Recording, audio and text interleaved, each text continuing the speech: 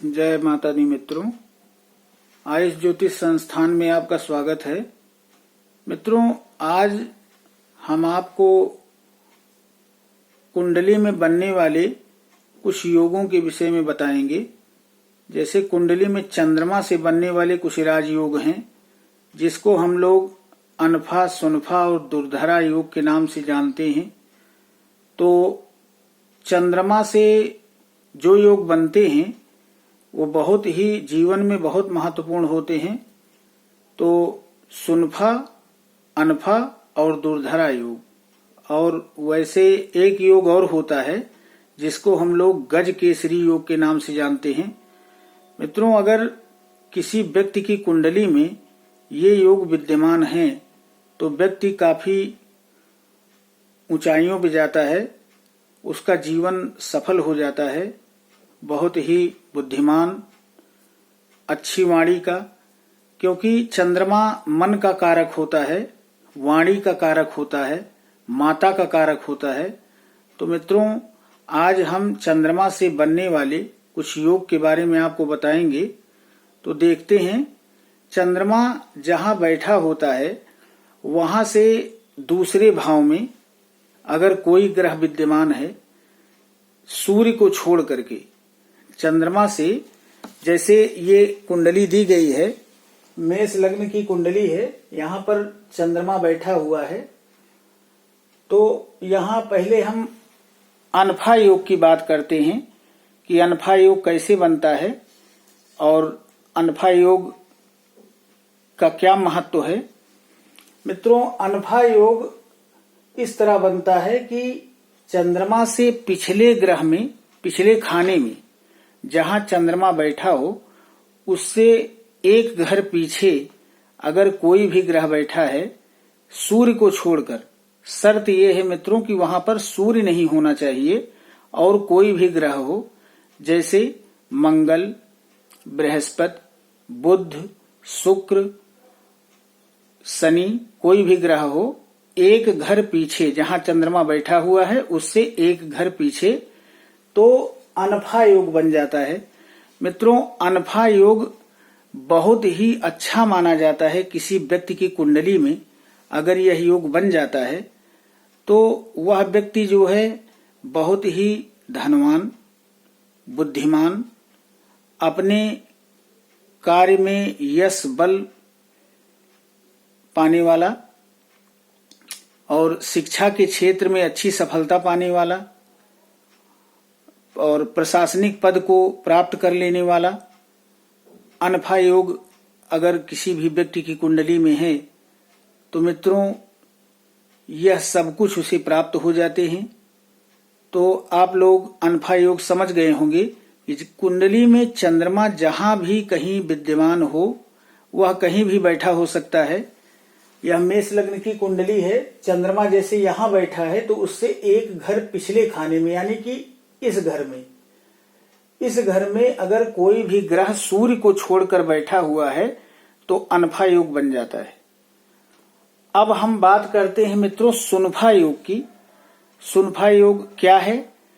जैसे इस मेष लग्न की कुंडली में यहां पर चंद्रमा बैठा है, कहीं भी चंद्रमा बैठा हो सकता है, तो वहां से एक घर आगे, यानी अगर यहां एक मेष राशि में, लग्न में चंद्रमा बैठा है और दूसरे खाने में, यानी अगले खाने में अगर यहाँ गुरु, या देखिए गुरु बैठा है, हम उदाहरण के तौर पर यह कुंडली लेकर के आपको बता रहे हैं।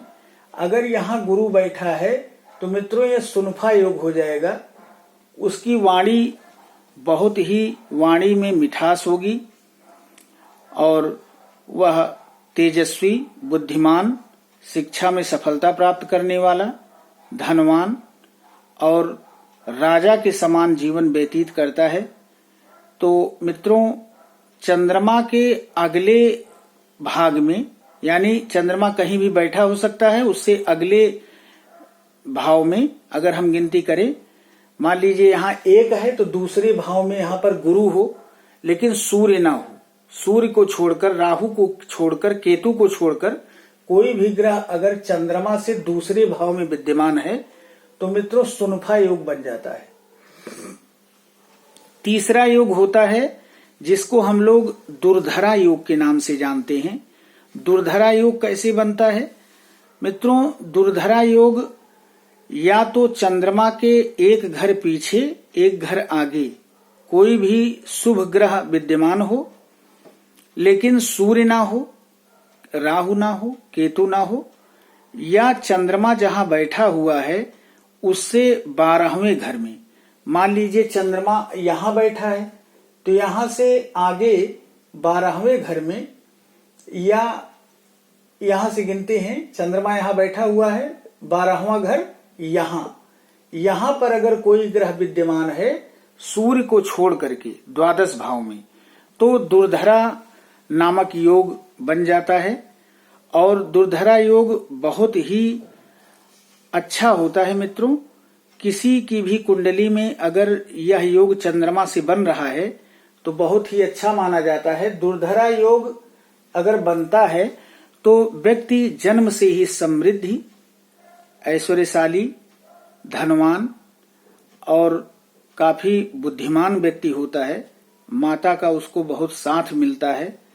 तो दुर्धरा योग का निर्माण इस तरह होता है। लेकिन मित्रों कभी कभी ऐसा देखा गया है कि दुर्धरा योग में व्यक्ति अक्सर सन्यासी टाइप का हो जाता है, धर्मात्मा हो जाता है, बहुत जीवन से उसको बहुत ज्यादा लोगों से मिलना जुलना, स्नेह, प्यार, मोहब्बत ये सब नहीं हो पाता।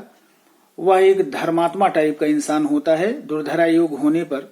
लेकिन दुर्धरा योग के बनने पर मित्रों जन्म से ही व्यक्ति जो है बहुत ही समृद्धि और धनवान होता है, बहुत सेवा भाव करने वाला व्यक्ति होता है, बहुत नाम, पद, प्रतिष्ठा, यश, सम्मान प्राप्त करता है। लेकिन अक्सर कभी कभी ऐसा होता है कि वो व्यक्ति सन्यासी हो जाता है, धर्म के रास्ते पर चलने लगता है। तो आज यह मैंने 3 योग बताया। और चौथा योग मित्रों होता है जिसको हम लोग गज केसरी योग के नाम से जानते हैं। गज केसरी योग ऐसे होता है कि चंद्रमा कहीं भी कुंडली में कहीं भी विद्यमान हो, वह 1, 2, 3, 4, 5, 6, 7, 8, 9, 10, 11, 12 कहीं भी है, लेकिन वहां से गिनने पर अगर मित्रों 7वें भाव में गुरु आ जाए, गुरु बैठ जाए, जैसे यहां पर चंद्रमा विद्यमान है, मेष लग्न की कुंडली है, और यहां 7वें स्थान पर यहां पर गुरु बैठ जाए तो गज केसरी योग का निर्माण हो जाता है। मित्रों गज केसरी योग बहुत ही अच्छा योग माना जाता है। ऐसे योग में व्यक्ति सब कुछ पा लेता है। लेकिन अक्सर यह सुनने में आता है, लोग कहते हैं कि हमारी कुंडली में तो गज केसरी योग है, हमारी कुंडली में सुनफा बन रहा है, अनफा बन रहा है, लेकिन इस अनफा योग का हमको लाभ नहीं मिला। सुनफा योग है, हमारी कुंडली में राजयोग है, लेकिन इसका लाभ नहीं मिल रहा है। तो अक्सर यह देखा जाता है कि ये योग होकर के भी वह व्यक्ति लाभ प्राप्त नहीं करता है। इसका कारण ये है कि वह व्यक्ति जो है नशे का आदी होता है, धर्म के रास्ते पर नहीं चलता, धर्म को नहीं मानता। तो ऐसे व्यक्ति के ये योग होते हुए भी वो अपना संपूर्ण लाभ जो है उस व्यक्ति को नहीं दे पाते, क्योंकि इस योग के होने का मतलब है कि आप भी कुछ अपनी तरफ से धर्म के रास्ते पर चलने का प्रयास करें, नशे से दूर रहें, तब ये योग मित्रों काम करता है और बहुत ही अच्छा प्रभाव देता है।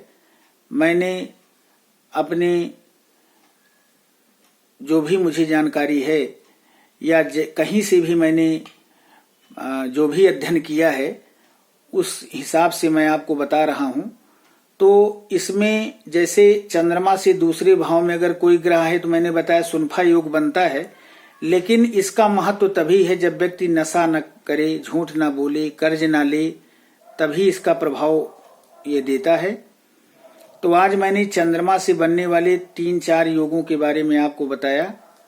आशा करते हैं कि आज का हमारा यह वीडियो आपको पसंद आया होगा तो अगर यह वीडियो आपको पसंद आया हो तो हमारे इस चैनल को सब्सक्राइब करें, लाइक करें और शेयर करें। धन्यवाद। जय माता दी।